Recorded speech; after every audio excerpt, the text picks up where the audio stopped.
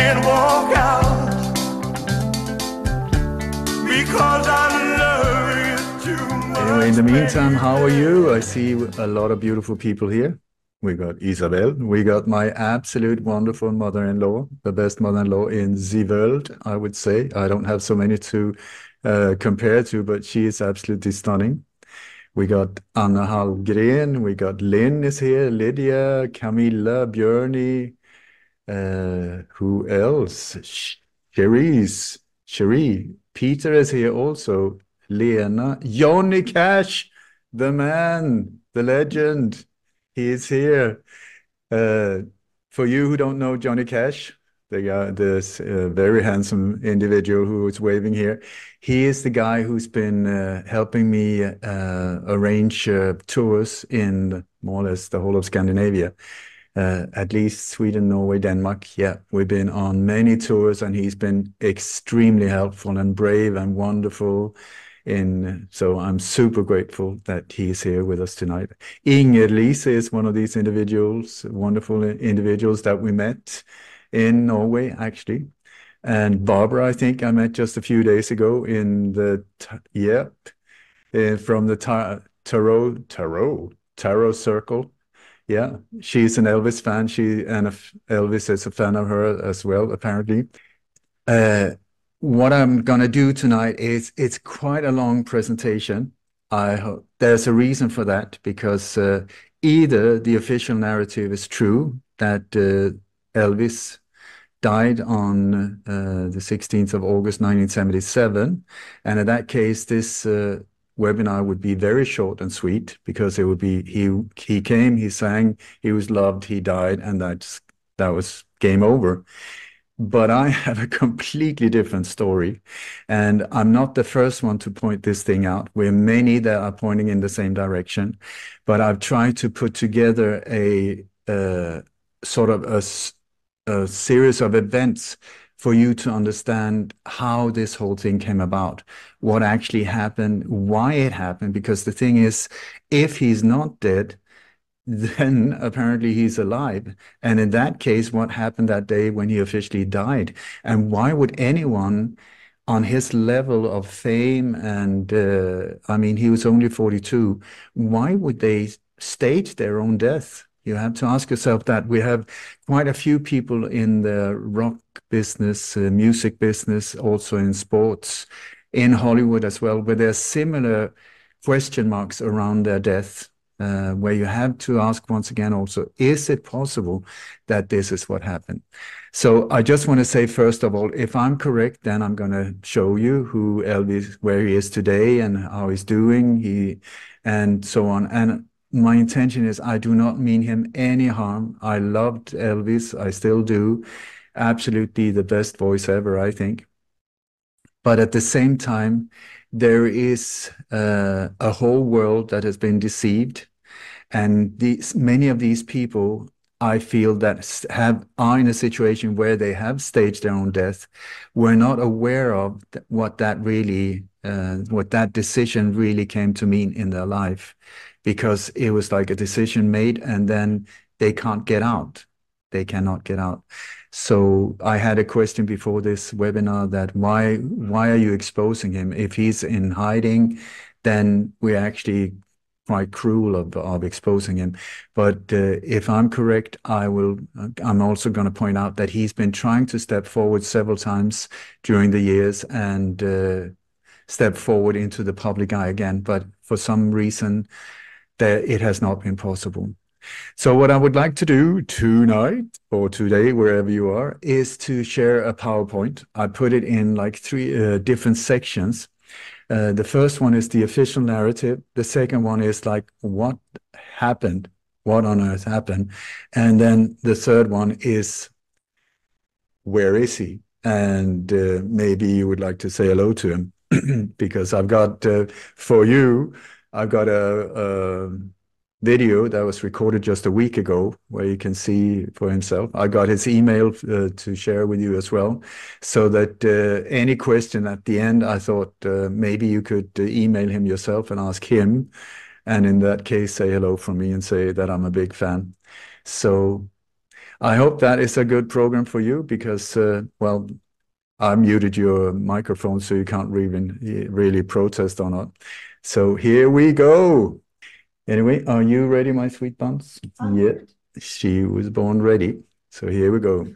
Elvis, dead or alive? That is the big question. But another big question is also, how did it get from this to... Boy, my boy. Woo! Boy, my boy. It's been a long time, Jack, I'm telling you. It's been a while. A while. About 15 minutes. About 15 minutes, my friend.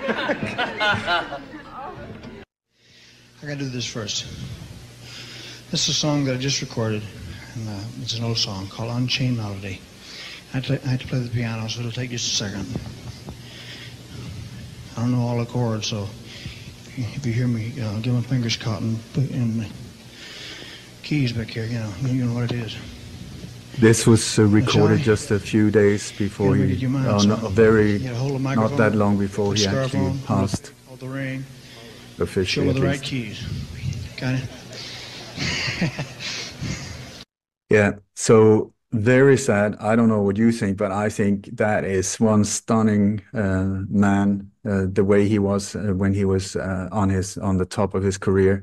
That is a beautiful individual. And then we see this man some years later who could hardly find his way around and so bloated and overweight and fumbling and stumbling. And so you have to ask, what on earth happened? We're being told that he started using a lot of drugs and that he actually in the end overdosed.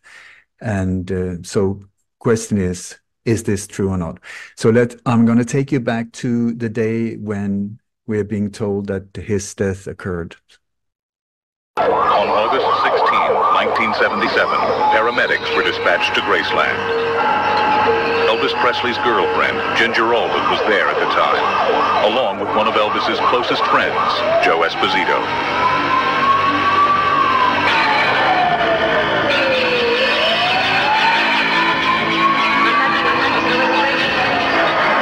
Elvis Presley died here about 3:30 this afternoon. He had been found in his bathroom, unconscious, not breathing, was brought to the hospital by ambulance. Efforts to revive him in the ambulance and efforts to revive him here at the hospital were unsuccessful, and Elvis was declared dead at 3:30. He had probably died earlier in the day, sometime between 9 and 2:30, doctors say. So he's said to have been found in his bedroom and that he had died. They found him in the afternoon. He stayed up all night. He had emptied his house that day, which was not very the way he normally had it. But Graceland was empty except for his girlfriend and one of his best friends, Joe Esposito. So these were the ones. And then he was found by his girlfriend in the bedroom, unconscious. The thing is, right away, there were all of these weird things that started occurring or started appearing in different ways, which made someone like myself start asking questions right away.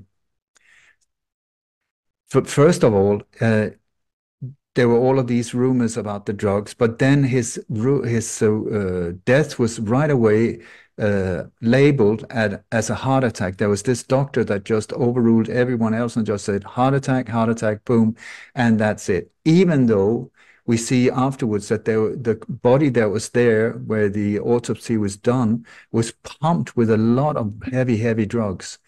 So these drugs were not even considered. And also right away, there was no official report. There was no police investigation, even though this was, I mean, one of the most famous people in the world who was found dead in his bathroom. There was absolutely no drug source investigated. Where did these drugs come from? Never any investigation into that. Also, no search for drugs on location or who had brought them into the house. There was no coroner's inquest. There was no autopsy. The autopsy that was done was made secret for 50 years by Elvis' father, and the stomach content was never analyzed. So, what is that? And so here we see the different last thing variations. I told him not to fall asleep in the bathroom. And he said, This is his girlfriend. And he turned, gave me a little wave, walked into the bathroom, and I found him a little while later. Ginger Alden writes that she found Elvis on the floor, and that, quote, his legs were bent, the upper part of his chest and shoulders touched the ground, and his head was slightly turned to the left, with his cheek resting on the floor. Then she says, quote, I gently raised one eyelid. His eye was staring straight ahead. So Ginger, who found him, said that he was on the floor in the bathroom and he was unconscious, almost dead. But his best friend who was there... to talk to him, he wasn't breathing when I got up there. Was he lying on the bed? Yeah. Okay, so suddenly there are two people in the house and they have completely different stories. He says that he was in the bedroom in the bed, and that's where he found him. And then we have this guy. I grabbed Elvis by the shoulder, and I pulled him over, and I saw a sight that haunts me for the rest of my life. His face was blue bloated, his tongue was black and half bitten off, and it didn't take me 2 seconds to realize that Elvis Presley was dead. This guy is a relative of Elvis and also part of the so-called Memphis Mafia, which were a group of close friends that were surrounding Elvis for many years. Also in Lisa Marie, the daughter of Elvis, she claims in her biography that she was there and that his father was screaming and she was there, but no one of these people were there officially as far as I know. So this is very odd as well. So right away we have like 4 different variations of the same incident. Then also one thing, I mean, there was this massive big funeral. There were people coming from everywhere. But people that came to the funeral said afterwards there was an open casket. And there were these people that were close to the casket saying that the body didn't even look like, it didn't really look like Elvis because he was very bloated, overweight. But the Elvis that was in the casket was a lot younger. His hands were not, they were very slim. Elvis was practicing a lot of karate and sort of breaking bricks and stuff like that. So his knuckles were quite marked, but the hands in this coffin were not.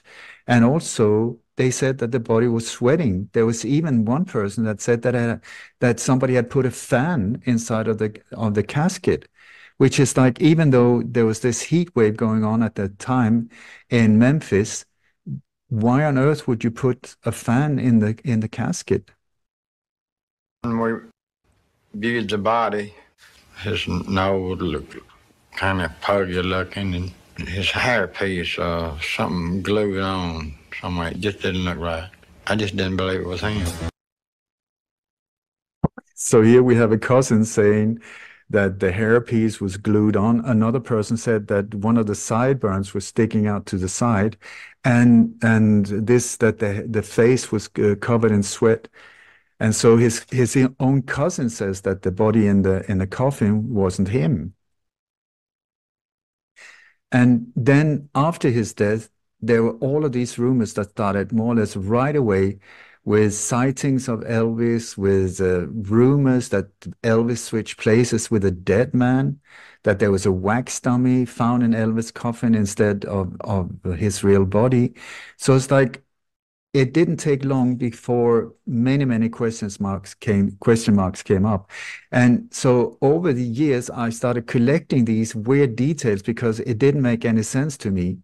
And the day after he died, he was supposed to fly out to Memphis for his next big tour later that day. But there was absolutely no preparations or suits or anything like that done for the tour. I mean, a tour is a major thing, so why was nothing prepared? Also, there's still, as far as I know, to this day, an insurance policy open in the name Elvis Presley. And after he died, when they started going through his stuff and all of these things, more or less all of his jewelry was missing. all of his private diaries were missing. Many of his personal photos of his daughter, of his mother, of his father were gone. And even one of his jet planes was just gone. So what on earth? Later, if I'm correct, that specific jet that was missing was later found out in the middle of the desert down in New Mexico, where it still is. It's standing there rusting. Nobody's taking care of it. In the middle of a big scrapyard. So, in March of 1977, before Elvis died, 2 life insurance policies were cashed in. A secret personal checking account was emptied out shortly before Elvis Presley died. The amount? Close to $1 million. And perhaps most odd, some claim that the signature on Elvis's death certificate matches Elvis's own handwriting. What? But this is true. When you start looking into the different things, it matches up.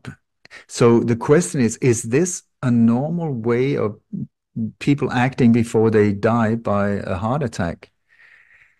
For instance, also the autopsy report has been written with what looks like Elvis handwriting. Also, it's not completely filled out nor signed. So we also have another massive one. The biggest clue that Elvis is still alive is right here at Graceland. In fact, they say it's written all over his tombstone. His middle name is spelled A-R-O-N with 1 A. The best known conspiracy theory out there is the misspelling of Elvis's name on his grave. So the misspelling, I mean, what on earth is that? Because when you check his birth certificate, and here's another really weird thing, because it seems to be that there are 2 different birth certificates on Elvis, even though he had a twin brother, Jesse, that died at birth. But here, for some strange reason, we have 2 different birth certificates for Elvis. And in that, his name is spelled with 1 A. If you look at the checks that he signed everywhere else, it was with 1 A. But on his tombstone, on his grave, it's with 2 A's. And if I compare with other cases where people have staged their own death, they found it really spooky to have their real name on a tomb or a tombstone. So they've made changes to it. So the question is this what happened here, or what on earth is going on? Jerry Presley's a second cousin. He speaks of a snapshot, not a theory, but documented evidence that Elvis might be here. I met him in Springfield, Missouri, and he had a very convincing story and photographs of Elvis Presley sitting at the gravesite. The picture was taken 6 months after Elvis's death by a businessman.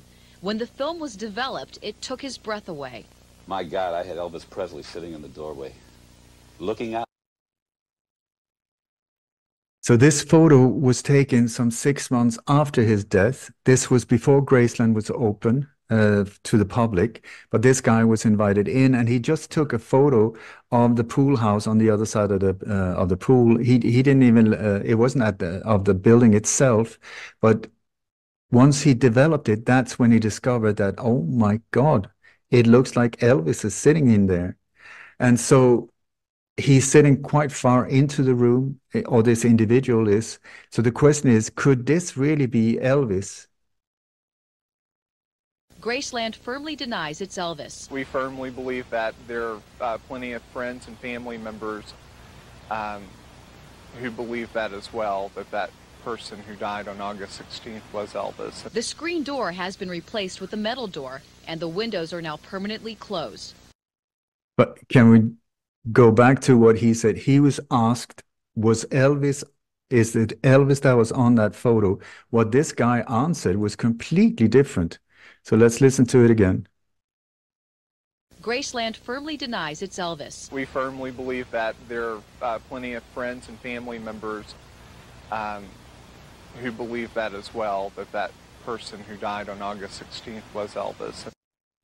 So he doesn't really answer. This 1982 UPI press photo was taken when Muhammad Ali discovered he had Parkinson's disease. When they weren't expecting any press, the picture was taken and Elvis closed his eyes. UPI has no record of the photograph, but we confirmed it was printed in several newspapers. including the Cincinnati Post. Was basically covered up by the estate. So Muhammad Ali and Elvis were really good friends before. And so here we have a photo which many people have suspected was Elvis, but this is also after his death. This man was something of a computer hacker. Intrigued by our show, he tried to track down Elvis Presley's credit report. He typed in the name and found nothing.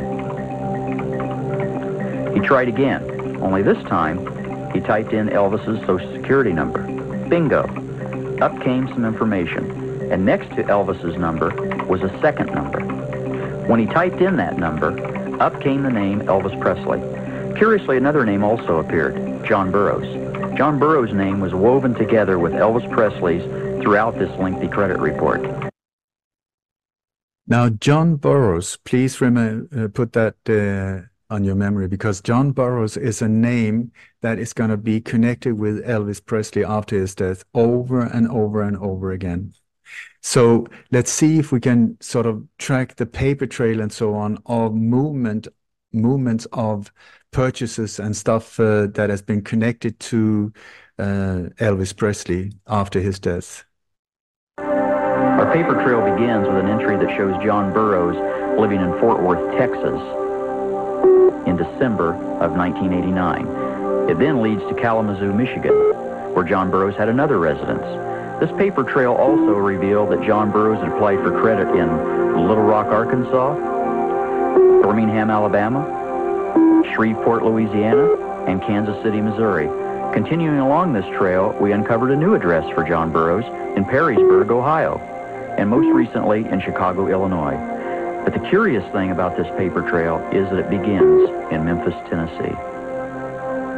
Monty, where in Memphis? One of the addresses was Graceland. So John Burroughs' paper trail starts in Graceland, which is the home of Elvis Presley. Is that just a coincidence, or is there something completely different hiding behind it? I've been able to uncover some FBI documents. There's about, I think, 1,600 secret FBI documents, and I've been able to receive most of them. They're still heavily censored, but some of it we've been able to expose what was written underneath it. And in some of these documents, under the blacked out areas, there is this witness protection program with the name of John Burroughs. And this John Burroughs, like I said before, is what looks like a federal agent that is part of a strike force. So John Burroughs, indirectly possibly Elvis Presley, seems to have been a federal agent working for a strike force.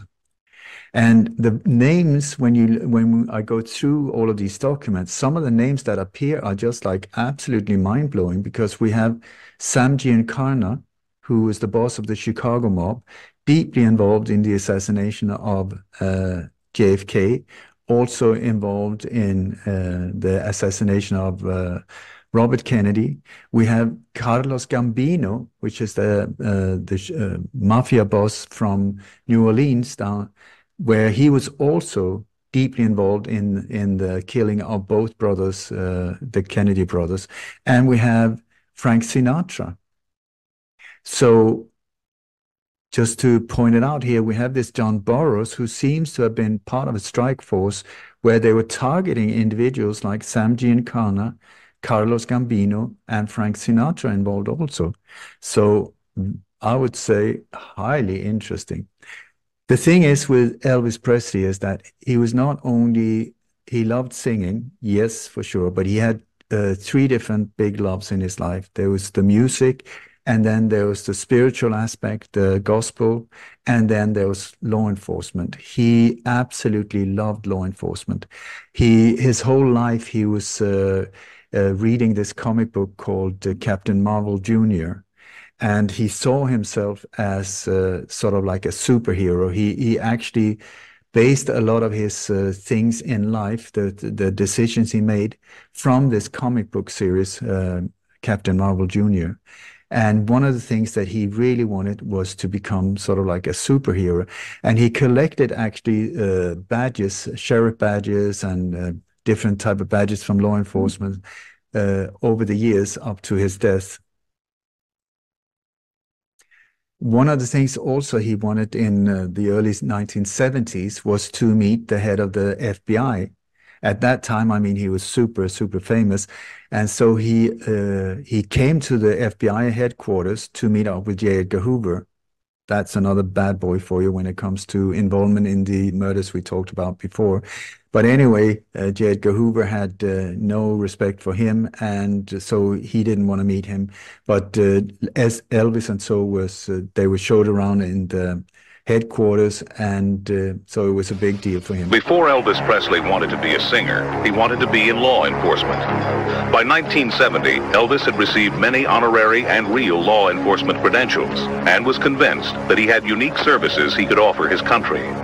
And being Elvis, he decided to get what he wanted by going straight to the top. In December of 1970, Elvis flew to Washington, D.C., writing a letter en route to then-President Richard Nixon. Dear Mr. President, first, I would like to introduce myself. I am Elvis Presley and admire you and have great respect for your office.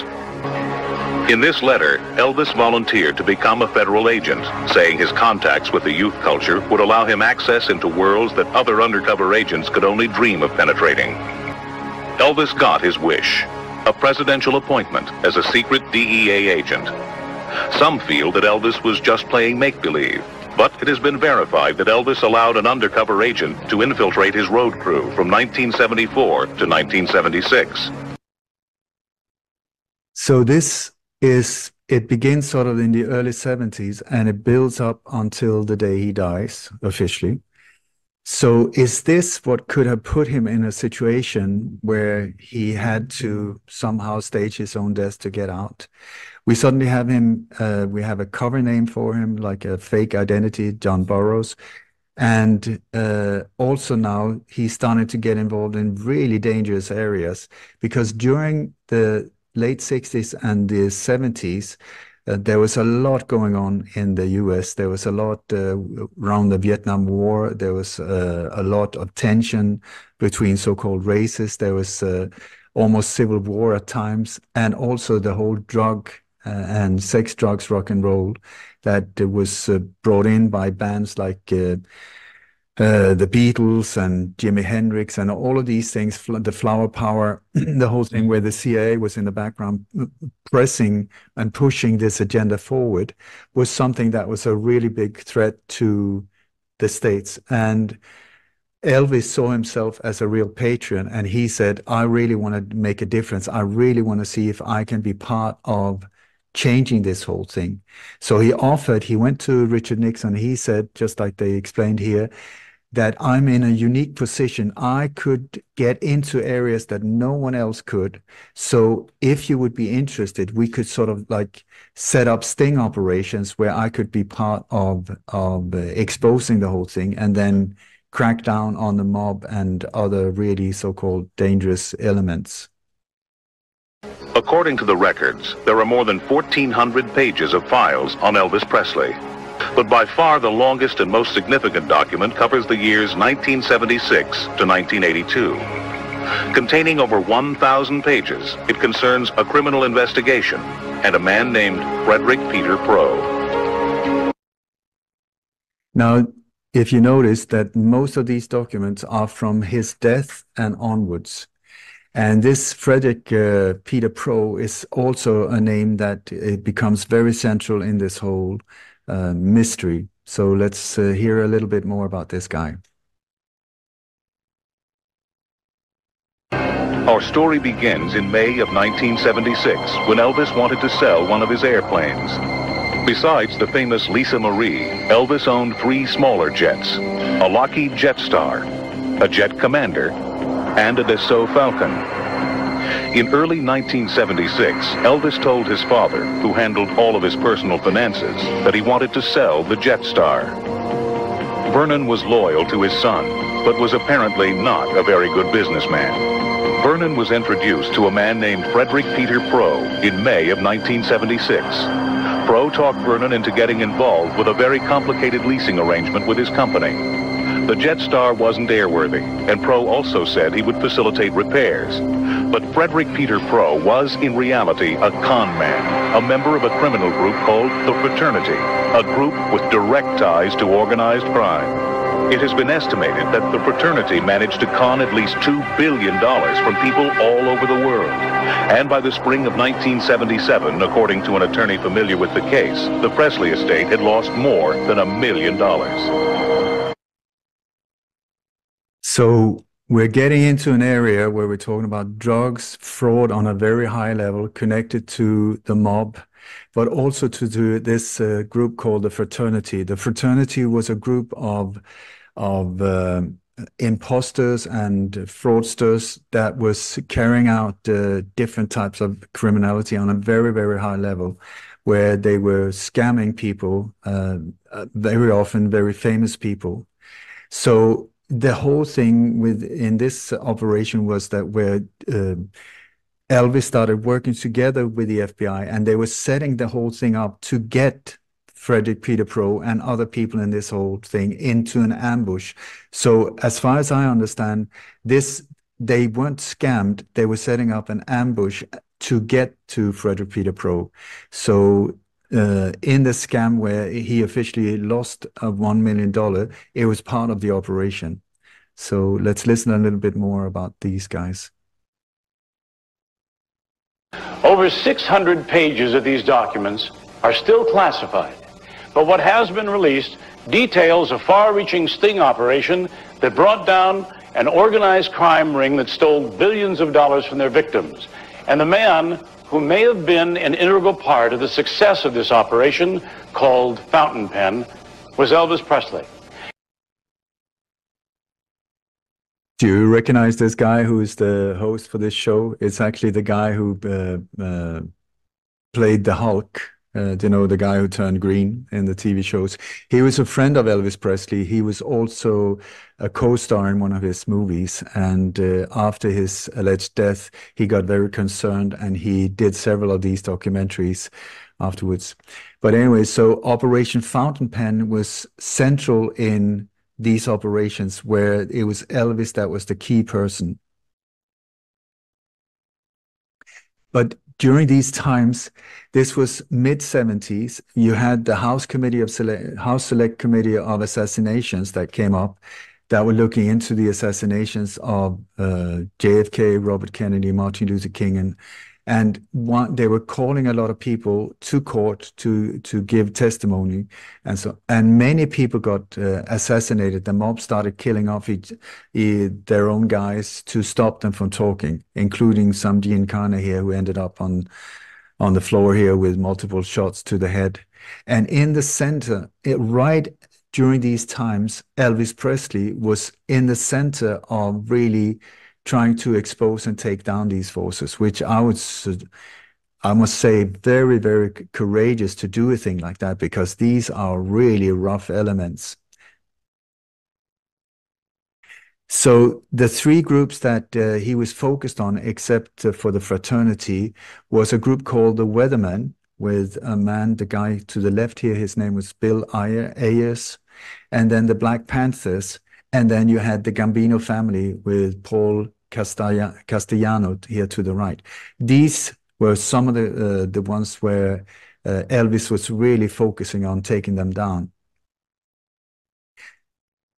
And the thing is that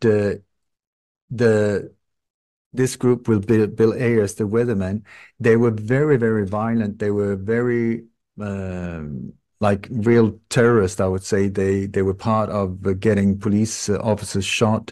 There were a lot of places they burned down. There were bombs placed. And so when this whole operation started, there was also bomb threats aimed at Elvis, and he was very aware of that they might have been on his track. So, but he was part of getting them taken to court, the Weathermen, with William Ayers or Bill Ayers. And the thing was, there was a court case, and there were 12 people that were going to be tried for arson and suspected murder, and many, many causes. But in the end, the FBI decided to close the case, put it to rest, because the main witness would be Elvis Presley. And at that time, his cover in the sting operation was so important that they didn't want to blow that. So instead, they just shut down the case and let them go. One thing that I find really, really weird is that this William Charles Ayers, who was a former terrorist in the 70s, he was the most famous terrorist, he and his wife, in the States. I mean, wanted by the FBI, really on a very, very high level. And he is later the guy that launches Obama's political career. They were together from day one. I don't know how much you know about Obama, but there's so many things that is very bizarre about where he came from, his background, how he was created, I would say almost like a boy band. And in the middle of this whole thing is this former terrorist. And now there's even quite a few speculations or experts that are saying that this William Ayers, former terrorist, actually was the one who wrote Dreams from My Father, this biography by Barry Soetoro, or as he's also called, Barack Obama. So very odd, I would say, to find these individuals. But please keep that in mind, because we have somebody that really hated Elvis, that later was helping Barack Obama to come into the position where he was. And that will also maybe explain why Elvis in later years have not been able to step forward. Frank Sinatra's 82-year-old mother is still missing. A snowstorm today hampered the search for Natalie Sinatra and 3 others who were aboard a chartered jet plane that vanished last night. The plane is believed to have gone down in San Bernardino National Park during a flight from Palm Springs to Las Vegas. Mrs. Sinatra was on her way to an opening night performance by her son at Caesar's Palace. So what happened was that Elvis was very, very successful together with the FBI to have these sting operations and really pinpointing members of the mob and the Weathermen and Black Panthers and so on. But especially the mob were getting very, very paranoid and was starting to suspect each other. So there was a lot of shootings involving mafia leaders and undertakers and stuff in that whole area. But also one of the people that the mob started suspecting was Frank Sinatra. And on one of the same day, there were 2 Learjets that was from the same company that Frank Sinatra was going to use. One of them carried his mother towards Las Vegas. Frank was already there. But the other both of these Learjets went down at the same day.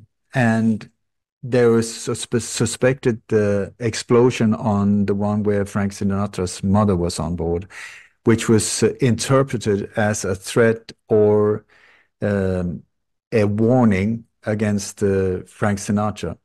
But at that point, nobody could expect Elvis, because Elvis was like a deodorant. I mean, he was so clean. He was not involved in anything officially. That is why his cover was so good in these operations. So one of the ways that he did was he used to pick up girls in the audience. It was like he said he fished them. He took his scarf and he just threw it out in the audience, and all of these young girls came up and he gave them a kiss on the cheek and whatever. And then afterwards, when they were up on stage, he asked them, "Are you a friend of the US States? Do you love the United States?" And if they said yes, then he more or less indirectly handed them over to the FBI to be used to help to set up like the Weathermen and also the mob, especially the Weathermen, which was a group that did not believe in monogamy. So what they did was they just placed these beautiful young girls outside the Weathermen's headquarters and so on, and then they will very easily let in, and then led into the hideouts and the safe houses of this group, and then they would report to the FBI where that was. they would wiretap the whole thing, and that was part of the way that they took these things down, these organizations down. On March 4th, 1977, Elvis took his last leisure trip with his friends. According to several people, Elvis behaved unusually, almost as if he was saying goodbye.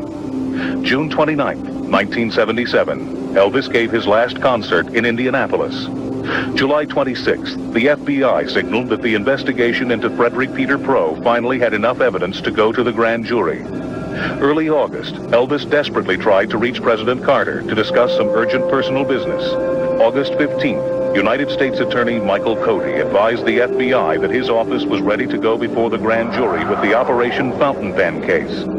August 16th, Elvis Presley is reported dead at Graceland. October 18th, 4 alleged members of the fraternity, including Frederick Peter Proe, were arrested in connection with the Presley fraud case. So does this sound like coincidences to you, or is this timeline very, very tight? The thing was in early 1977, I think it was about April, there was a wiretapping in a house where there were people from the Weatherman, from the Black Panther, and from the Gambino family, Paul Castellano. They were sitting there, and they found out that the one doing it to them was Elvis Presley. The FBI had up until then been very efficient. The way they had been working this whole thing out was, instead of making a massive bust and thus exposing who was actually behind it, then instead they took one at a time, which was also the thing that caused so much suspicion among these mob members and so on, making them shoot each other and stuff. But in April there, in the wiretapping, they were overheard saying that they put out a contract on Elvis Presley. So from that time on, once he heard that, he was really starting to get very, very nervous. And also because he was thinking that they might shoot him on stage, you know, in Las Vegas, which is the whole Las Vegas is mob controlled and mob created. So it was a lot of tension during this whole thing. But building up this massive big case against Frederick Peter Proe, the timeline where he had to give testimonial was the evening before he officially died. So does that sound like a natural thing, or is it possible that suddenly his death was a way out here because tension was going very, very high among very, very dangerous elements? So what actually happened? I think now I would be surprised if you believe the official narrative that he actually died there. I think that by now you would see that it seems like he was a very brave individual who was trying to make America a better place by helping to expose and stop organized crime and drugs, this whole shebang.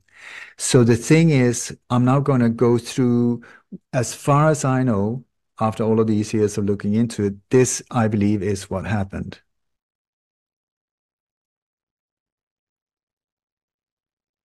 So when when Elvis was part of creating all of these sting operations, one of the things they needed were drugs, because it was through drugs that they managed to get into the mob, into the Weathermen and so on, through these pills. So what Elvis did was that he had his friends, the Memphis Mafia, this group of about 8 friends. He started spreading this rumor that they were selling drugs when he was doing concerts and stuff. These guys were selling drugs, but they were doing it as part of these sting operations. And Elvis had a private doctor called Dr. Nick, and he's prescribed thousands and thousands of pills to Elvis Presley, not for him personally, I would suggest, but as part of these operations. After his death, this guy has been really pushed, about how he could do such a thing and so on, but he always refused to answer these questions. But also, when the closer they got, the more suspicion was starting to be raised against the mafia, Memphis Mafia, and at the end against Elvis Presley. And as you saw here, Frank Sinatra was under the scope as well. They really tried to intimidate him by killing his mother. And then, boom, a contract on Elvis. Once they found out that he was the guy, actually, that was the one that was doing it to them. So it is here where suddenly this situation is getting out of control. Because Elvis, the way he saw it, was that he could disappear, but if he did, what would happen to his daughter? What would happen to his father? His mother had already died, but Lisa Marie and Vernon, his father, that would be the way that they could get to him. So how to do this without risking their lives? And this is where he came up with the idea of a fake death. As far as I know, it was from one of these comic books with Captain Marvel Jr., where in one of these episodes or editions, Captain Marvel actually fakes his own death, and then through that death, fake death, he managed to get the bad boy and becomes a hero. So this is where this fake death idea came from. So the way that they planned it was, first of all, he fired the Memphis Mafia for their own security. He publicly treated them very badly and made it look like he was very angry with them and fired them for their own security so that they got out of the spotlight. And then after that, Dr. Nick came up with the idea that there was this man who was a big fan of Elvis, who was similar in height. He looked a lot like Elvis, but he was overweight. He weighed a lot more. But with some plastic surgery and so on, they could easily turn him into more or less a lookalike of Elvis. This man was, he absolutely adored Elvis. And so the thing was also that he was terminally ill. And it was a matter of that he would die within months. So he volunteered to sort of supply his body into this operation. And as far as Dr. Nick was planning, they were planning on the death of August 15. But to be able to pull this one off, Elvis needed to be putting on a lot of weight to match the weight of his double. So from being slender and quite athletic and so on, he started eating loads and loads and loads of ice cream, fat food, all of these things. It's during this period where you start hearing that he eats like a pig, that he's really stuffing himself, that he's peanut butter and jelly and bacon on top of it, and all of that, especially at night, where he was just shoving down so many scoops of ice cream and stuff. That was to match his double's weight, because he was his double's weight was a lot more than his. And during this time also, he was getting more and more paranoid, because he was really fearing that he could have been assassinated on stage. Like the mob wouldn't hesitate even a thing like that.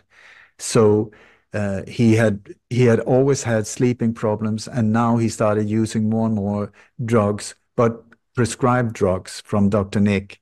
The way he saw it, he never saw himself as a drug abuser. On the contrary, he hated drugs.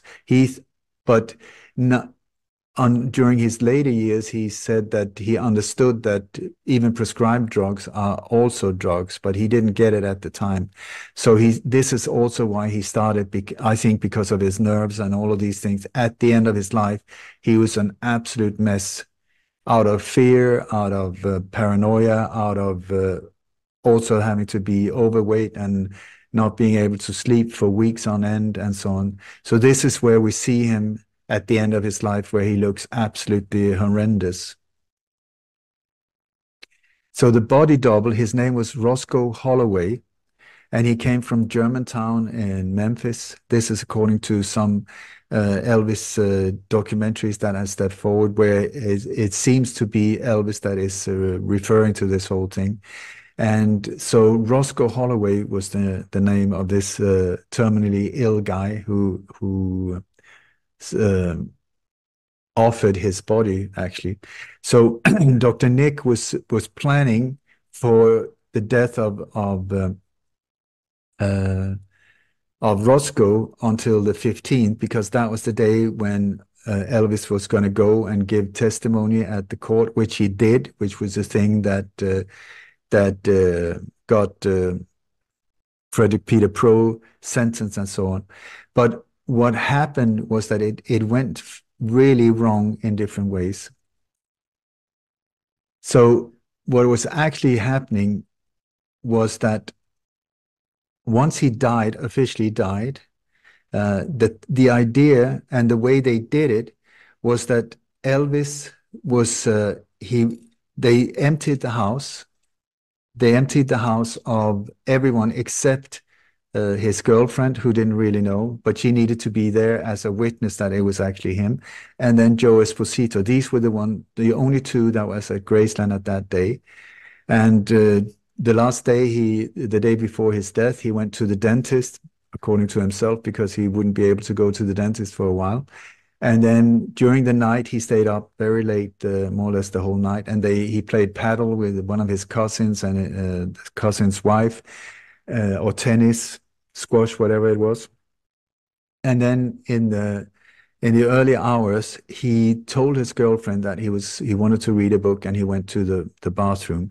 The idea there was that his girlfriend left, and then Dr. Nick injected Elvis with a sedative that made him not dead, but almost unconscious, so that he would appear unconscious and almost dead. This is where he was left on the bathroom floor. The reason that Joe Esposito said the bedroom was that he got it confused. This was an earlier version of the plan. Anyway, so he got that shot, and then he lay down on the floor, waiting and hoping that his girlfriend would come back, but that took several hours. In the meantime, they had taken the body of Roger Holloway and had it in the closet in the bathroom, so that there could be a shift there once Elvis was found and seen of a witness, so that they could say this was the guy. But it seems like Roger Holloway, the double, unfortunately didn't die in time. So this is why when you heard his Elvis relative that came up, turned around the body and said that he was all blue with a black tongue. I really believe that the double body, that Dr. Nick murdered him with all of these heavy drugs in his body, and then strangled him, because what he describes, the facial color and the tongue, that is what somebody looks like when they've been strangulated. So very unfortunately and very brutal, whatever. But the plan was that Elvis was there to be found, and the girlfriend came hours later, found him on the floor. This is exactly what she described. She even lifts his eyelid, and his eyes are just staring. He's almost gone. So at that time, she runs down screaming. Joe Esposito, and there's other people coming, also takes care of her, calls for an ambulance. The ambulance comes up, and then that is where the shift of the body is done, so that the ambulance people take the double, Roger Holloway, put on a stretcher out into the ambulance, and then drives it up to the hospital, where this doctor that is part of the inner circle of this whole thing takes care of it, and then describes it as a heart attack.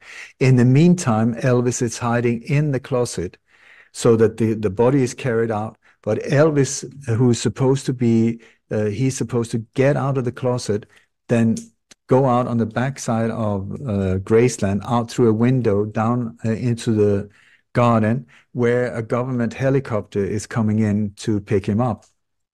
But the thing is, unfortunately, he was locked into the closet. They had locked it by mistake, so he couldn't get out. So in the end, he needed to knock out this door and then get out and out on the roof and trying to get down.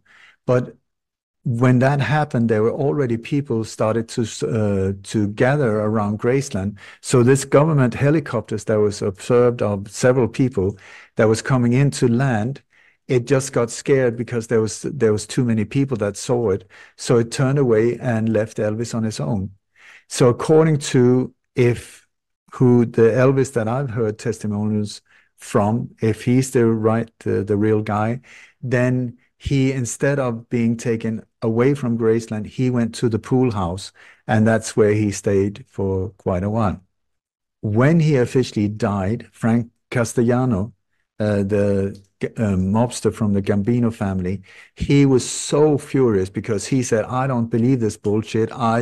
This cannot be right, you know, that exactly when we're going to take him, that he's suddenly dead. So out of fear, he called Colonel Parker, who was the agent, or whatever you want to call it, the manager of Elvis Presley. He called him up and he said, I don't believe this. I don't believe this. We're going to come, and if we find out that this is a lie, we're going to kill you all. So Colonel Parker got absolutely panicky, and this is why they staged an open casket out of fear from the mob, retaliation from the mob. So what they did was Vernon Presley, who was the father of Elvis, he had this wax head from the Madame Tussauds museum. It was without makeup, the whole shebang. It was just a wax head. And then they took a mannequin body from Elvis had many mannequins at home that was his body size, because that was where he had his costumes on this one. So they took one of these bodies and then they put the wax head on top of it, put makeup on, and glued on the hair the best they could and so on, and made it look as good as possible. But it's because it was a wax head and this heat wave that was going on in Memphis, that's why the body was sweating. It was not a live body sweating, it was a wax head. And that's also why they put a fan in the coffin, because to keep it cool. So after that, Frank Castellano, he was still like, I don't believe you. This is just absolute bullshit. I'm going to knock you out, all of you. So he sent 4 guys to the morgue to try and steal the body. And there were big headlines that these 4 men were arrested by the FBI. Thank God the FBI had this whole thing under control. So 4 men was arrested for trying to steal the body. But after that, the father of Elvis, Vernon Presley, he moved the body back to Graceland to be in control of it. And that's where it was put in the grave in Graceland. So the body there is the body of Roger Holloway, if I'm correct. At the same time, Elvis left. First, he stayed a couple of months in the pool house. That's when that photo was taken also. And then afterwards, he managed to get out. And he, according to himself, he spent almost a year on an island. I'm not sure what island that is, but he was also in Europe, which is something that he had always wanted to. But he had this problem with the people recognizing, but at the same time, that was a blessing in disguise, because there's so many Elvis impersonators around, so he could actually look like himself, and people thought, oh, that's a really good copy, but it was actually him. So, and the ones that he really loves were these Elvis conventions where there were thousands of people looking like Elvis, and he could just walk around being himself, and people were going like, right, good one, my God, you really look like him, you know, thumbs up. But that was the perfect way. So he was even driving around in big black limos and stuff, like looking like an impersonator, but actually being himself, under the name of John Burroughs, the name that he was given. So after his death, he kept working for the FBI. This is why also you have all of these, I think it's 600 secret FBI files that are still, at least I haven't been able to get hold of them, but these are the years from the year before his death and up to 1982, which is like 5 years after his official death. The one thing that really messed it up, because his plan was to die or just get off the radar and then come back a few years later and just say, listen, guys, the reason that I had to stage my death was because I'm a hero. I was involved in these drug operations and so on. But now I can step forward and please applaud, and you think everything is wonderful. But there was one thing that really messed it up, and that was when the day that Elvis died, hundreds of people were gathering, if not thousands of people were gathering around Graceland outside. And there were these two teenage girls that was part of the crowd outside that was hit by a drunk driver and killed. And this is one of the things that, due to his staged death, these girls died. And so indirectly, he could possibly be accused of indirect manslaughter. This is one of the things that has really messed it up. And he contacted several presidents like Ronald Reagan. He tried to get hold of what's his name, Jimmy Carter. He was like with Richard Nixon before. But then there's this whole thing where George Bush Sr. comes in on stage, which is a real dark individual. And later then also we have Barack Obama, which is also part of a whole different agenda. So also another thing that has made it very hard for him to step forward is the whole thing with royalties from his music, the rights of his music that belongs to his daughter or Graceland or wherever it has been bought up now, but also all of this merchandise and also contracts with heartbreak hotels that are all over the place now and stuff. These type of things have tied this whole case in so that it has been impossible for him to step forward even if he wanted. So here we have one document I found here. It's from '87. Federal agent John Burroughs and Ronald Reagan. So, and this is a photo that is said to have been taken with Ronald Reagan. I don't know if that is real or not. It's very hard to know nowadays with images, but the one with to the left with Carter, that one has been confirmed. Tonight, the incredible follow-up to the story that has all of Cleveland talking. A doctor does claim that Elvis Presley is still alive, and he says he can prove it. Well, tonight we take him up on that challenge. Yeah, he's already shared intimate secrets of Elvis's alleged fake death. Tonight, Fox 8 News reporter Suzanne Stratford tells us what experts have to say now about the doctor's incredible claims. That's right, because the doctor is so credible, he's easy to believe, and he does claim that Elvis is in fact his patient. He already told us about the magazines and the movies that seem to hold clues and support his claims. But we wanted real evidence, so we put his claims to the test. Is Elvis Presley alive? Absolutely. I would testify it in a court of law. Dr. Donald Hinton's a Kansas City MD and board-certified psychiatrist who insists he's treating the king. I would never treat anyone without seeing them eye to eye. And it is truly Elvis Aaron Presley. There's absolutely no doubt. The colonel said that he had some powerful friends in Las Vegas that could pull it off. Hinton says Elvis's manager, Colonel Tom Parker, arranged the hoax, that Elvis was given an injection to only appear dead. The colonel told Elvis that in doing this, meaning in faking his death, that the colonel would make more money off of this than Elvis made in his entire lifetime. He felt that if he didn't escape, that he would literally be dead within a year. What about now? He suffers a lot of pain and he suffers a lot of depression. Yeah, so the thing is, it seems like after he left the FBI, also from living in hiding and so on, that he started getting really depressed and sad. And I mean, no wonder, having to go from a position of being maybe one of the most loved people in the world to somebody that can't even go and say hello to his friends or contact anyone. I mean, really rough life. But this doctor who claimed that Elvis wanted to step forward in 2002, he said this is the time he's going to do it. Please remember what happened in the end of 2001 with 9/11, where the whole world changed.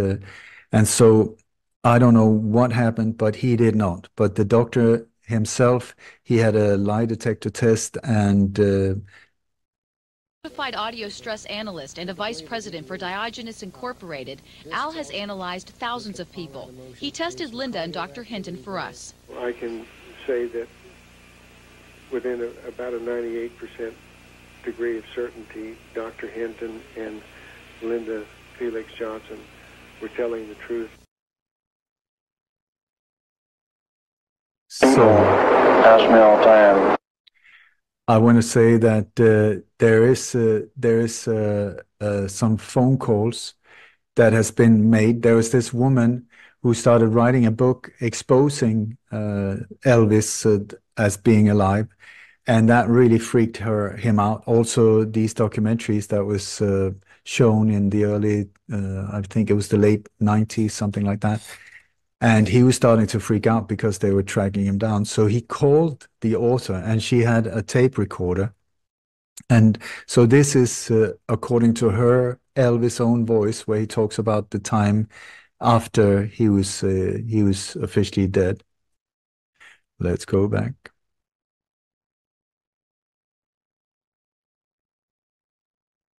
People ask me all the time while I'm living.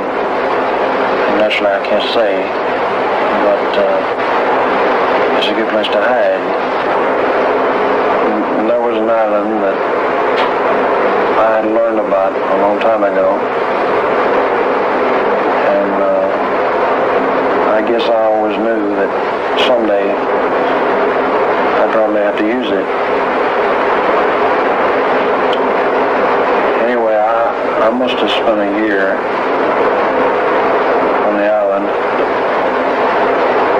I started traveling all over the world, and it's been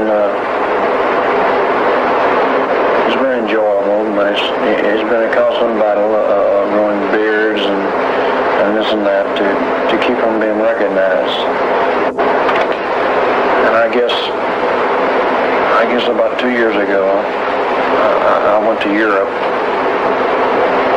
which is something I've always wanted to do, something I've wanted to do for a long time. I realized that sooner or later, it's probably going to end. You know, I hate to think that it's going to end, but I know sometime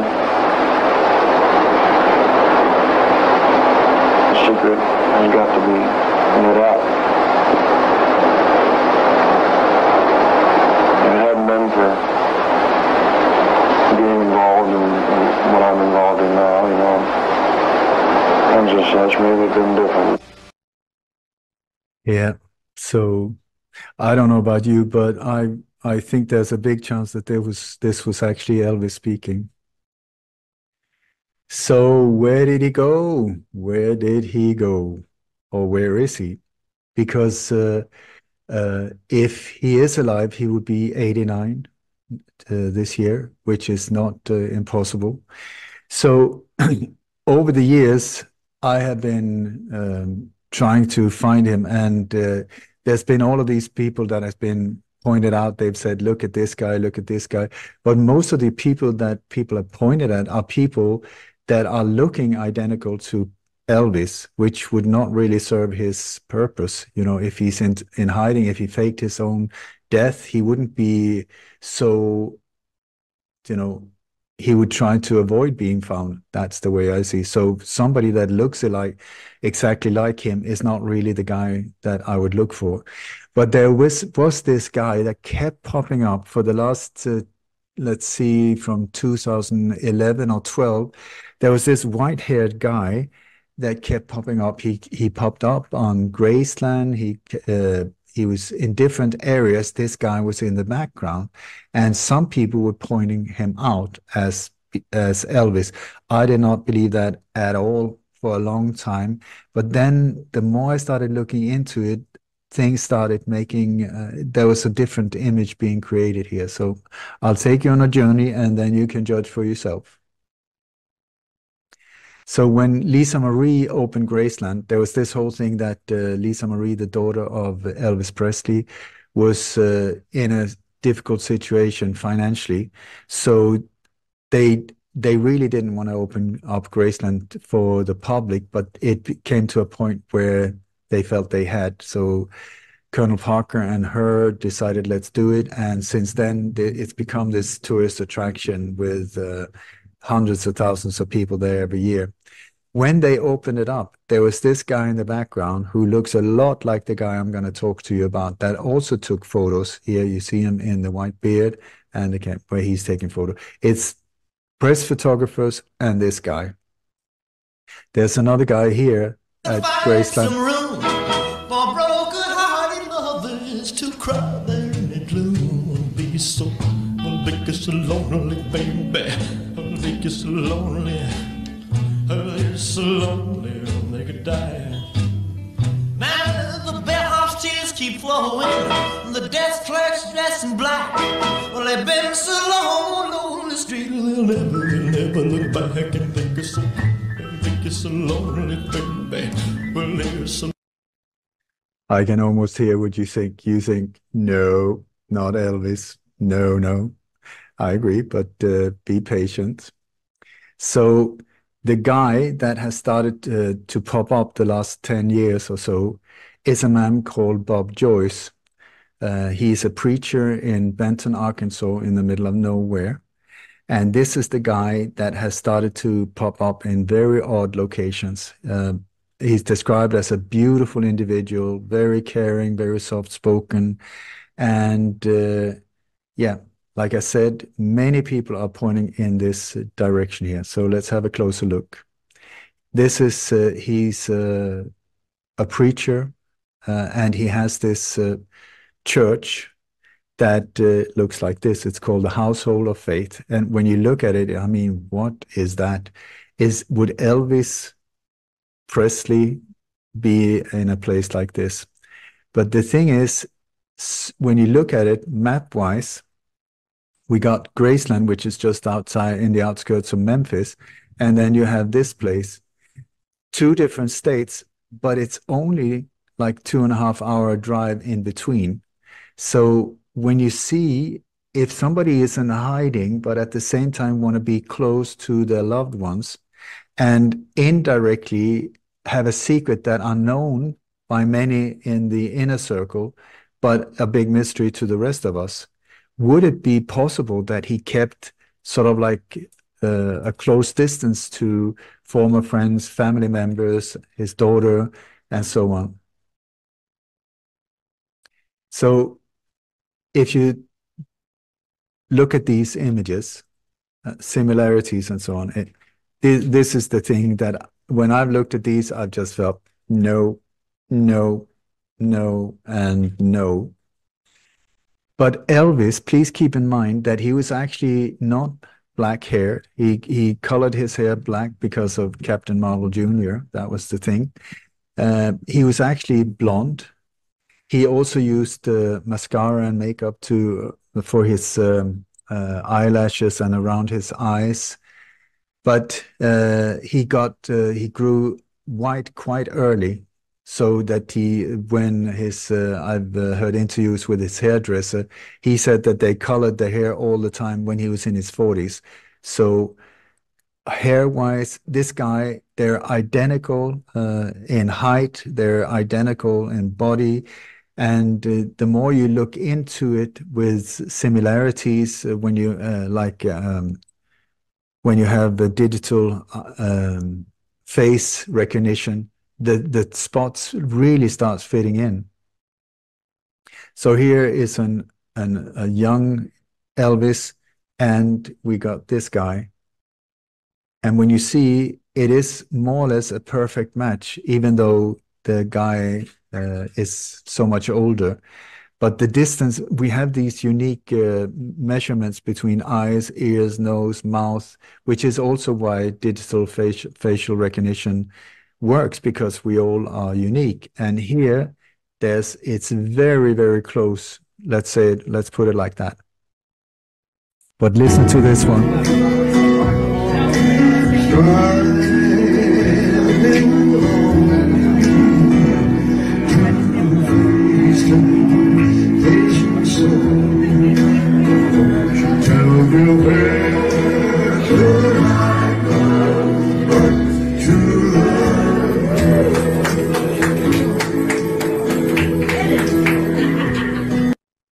I want to listen to that again.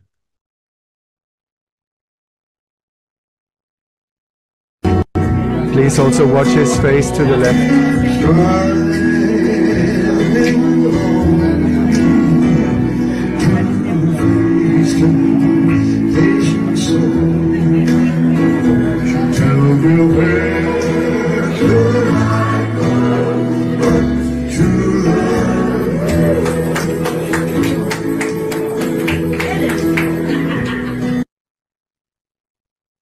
So one of the things that are, if we compare the voicing, listen here for yourself. Let's see what you think. Look away, look away, look away, Dixieland.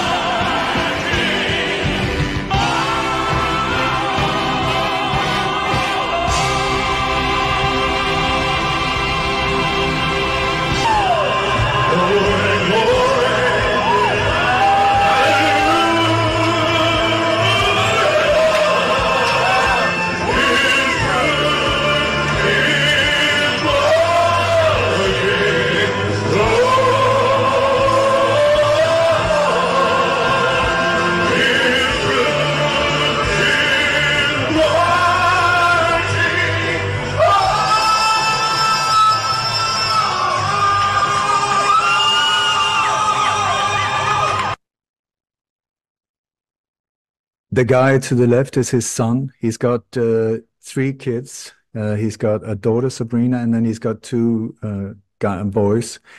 One of the boys looks identical to Elvis Presley in his young years, and then this guy is an Elvis impersonator.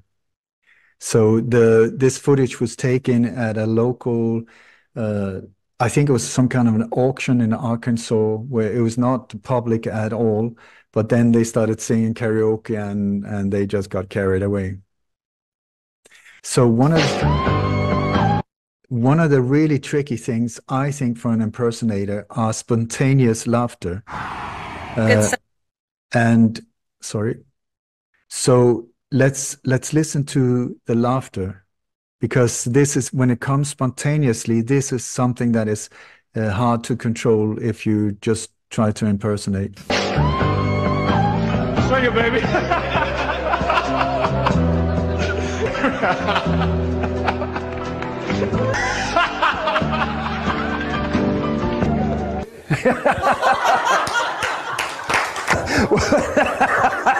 Wouldn't it be a sad thing if everybody walked in like I did? I mean, you know, did somebody die? Well, hang loose. I'll be with you in a minute. Hang loose. To me, sounds pretty close. Good Sunday morning, friends. I'm at Pastor Bob Joyce's church, the Household of Faith, and it is still about 20 minutes before the church doors open this morning, and you see there's already quite a few cars here. There's one from Texas. We're from Tennessee. And when's the last time you have seen a crowd waiting for the church doors to open on a Sunday morning? This is one little shot I got of Bob's wife, Walina, when she came in. She's a lovely little lady. This isn't the best picture of her, but before the service, he walked over to chat with her just a second and gave her a little peck on the lips, and it was just the sweetest thing. And I will say, he came into the sanctuary probably a good 15 minutes before service started. Went around, shook people's hands, introduced himself, asked for first-time visitors. He asked us where we were from. Very soft-spoken man, very kind, very attentive, pays attention to what you have to say. And because he was close enough to us for as long as he was, the one thing that people really seem to say when folks are asked, you know, do y'all think Bob Joyce might be Elvis? Is they say he's not nearly old enough. And in his pictures and on his YouTube videos of his sermons and all, I agree, he does not look that old. But when we were close up and me kind of taking a clinician's eye to it, there are a lot more lines on his face than what you usually see in his pictures.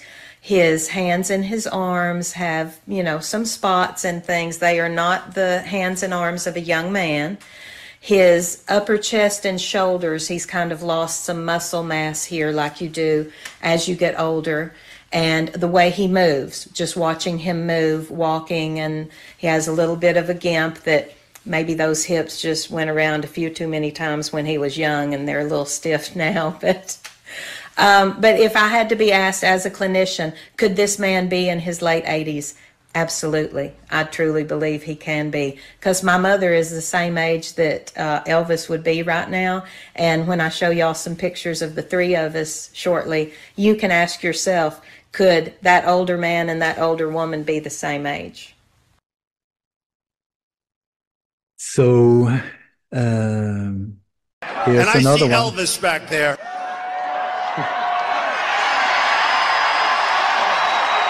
Elvis. Odd. Some people say that this is fake. I don't know. It's very hard to know nowadays. But there was a woman who heard that I was looking into these things, and she recently sent me a photo of her friend who was invited to Donald Trump's Mar-a-Lago, his home, and one of the guests there was Bob Joyce. So she was like, "Oh my God, that's Elvis." In her, she really believes that Bob is Elvis.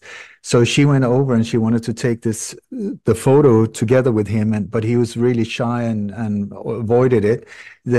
So this woman instead went to Bob's wife and asked if it was okay. And so after that, they took this photo together. This was in April of 2024 here, just a month or so ago. And she said, beautiful individual, really soft-spoken. That's what everybody says. Very... yeah, he's just a very beautiful individual. I find this thing with Donald Trump here interesting. I'm going to show you why in a little while. But if you have somebody from the household of faith in the middle of absolute nowhere, why would anyone, a preacher from there, be invited to Donald Trump's palace? Go figure. And so we have another one here from this is, if you go to Bob Joyce, his Facebook page, one of his latest posts here just a few weeks ago, he said, "Dear God, protect this man," because of the alleged shooting that we have looked into before. But please notice his profile image, Bob Joyce profile image, boom. I find that interesting with this double twin face profile image. Why would anyone choose an image like that? But possibly, considering what we're looking at now, that would make sense. And here he also looks a lot more like Elvis, where he still had some color in his beard and eyebrows and so on. But the thing that really got to me is like, there's this girlfriend that Elvis met in Germany in 1959 when he was a soldier there. You look at her here, her name was Secret, but there are also other names given to her, but Secret is the name that she's known on it. Please notice her face and then consider if you went into hiding, if you went and suddenly you were completely on your own, which one of your love affairs in your life could have the strongest emotions connected to it? Would it possibly be the first love? So have a look at this one. Elvis and his girlfriend from 59 to the left, and then Bob Joyce and his wife now. I think they are very, very similar. Elvis' girlfriend and Bob's wife. So, as I said, I'm not the only one who's been pointing at dear old Bill here, Bob, sorry. So at one point he even commented on it, but I find it very interesting the way he says. I want y'all to know that I, Bob Joyce, am not, nor ever have been, any other person but me. I am not trying to lead people to believe or make them believe that I'm somebody that I'm not. If anybody says so, they're wrong. This church is not running some kind of scam or scheme to make money, to get a following, to make people believe that I'm somebody that I'm not. Amen. That's right. I am no other person. I could name some names here, but you know, I'm supposed to be at least one of 3 different people. I got to be one of them. I can't be myself. I've got to be one of those guys. I want to make that very clear. I am not anybody else but who I am, Bob Joyce. Amen. And I'm not pretending to be somebody else. Now, that's clear. And now the case is closed. It's over with, it's done, it's finished, it's through. It's done. It's over with. I don't want to hear no more about it from anybody. Amen? Amen. Is that all right with everybody? Amen. Okay, God bless you. Amen. So I think that was a very interesting way of answering this whole thing. I'm not anyone else than I am. What he says is, this is not a scam. They're not trying to get money or pretending to gather people there for a fraud or something. That's completely true. He lives by the gospel. He loves the gospel. But when he says, I'm not any other person, person is not an identity. It is a legal term. And then he says, they want to say that I'm one of 3 people. Okay, 3 different names. I would say, could it be Elvis Presley, John Burroughs, Bob Joyce? So actually, he's not really saying anything. And then I caught him here a while ago because if you go to bobjoyce.org, there is the sermons. There are sermons every single week where he has music sermons and also preaching the gospel.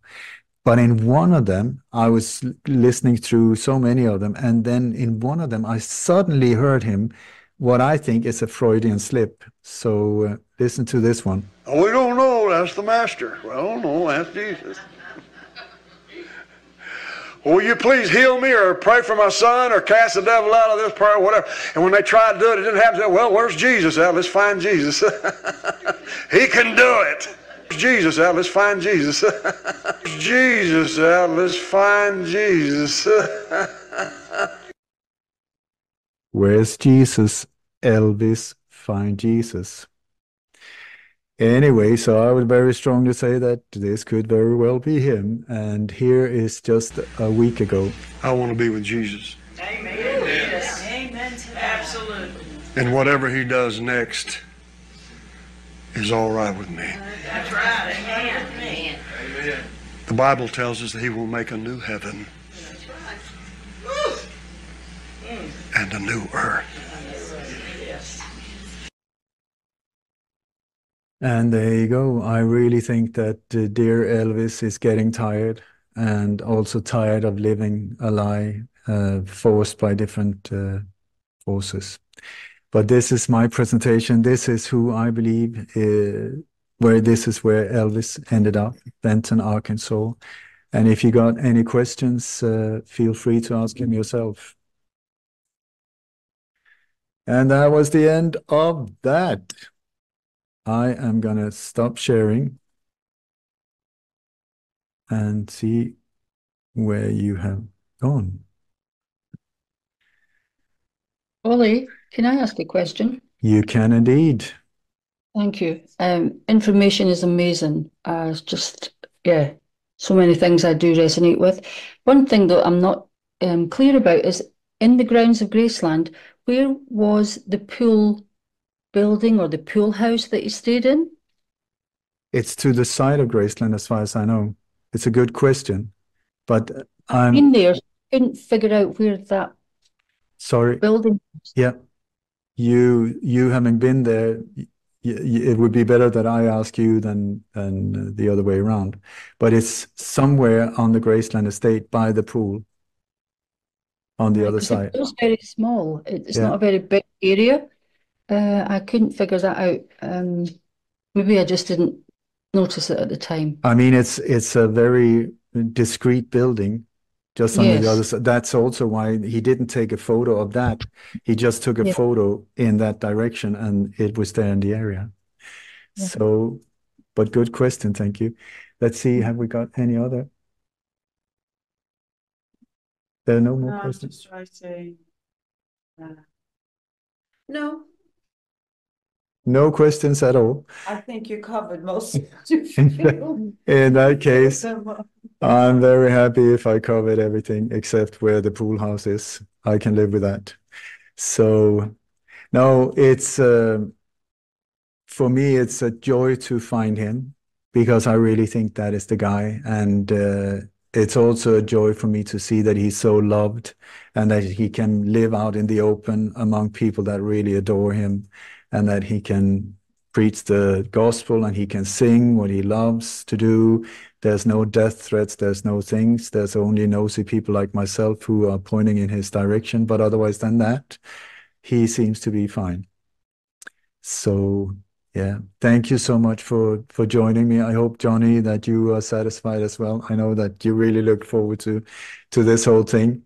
It's been, for myself, it's been quite a journey to go into many of these different layers. I hope I covered it in a way so that you could follow it because there's so many different things going on at the same time. But I think that this is a very brave individual and talented individual that ended up in a really difficult situation that he could not get out of. So I have a question. Okay, one more and then it's bye-bye.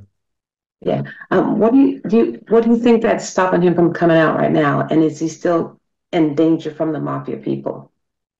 It's, I mean, you still got individuals like William Ayers. I think he's still around. You got Barack Obama. When you start looking into what's going on around that individual, there's also a lot of dark stuff.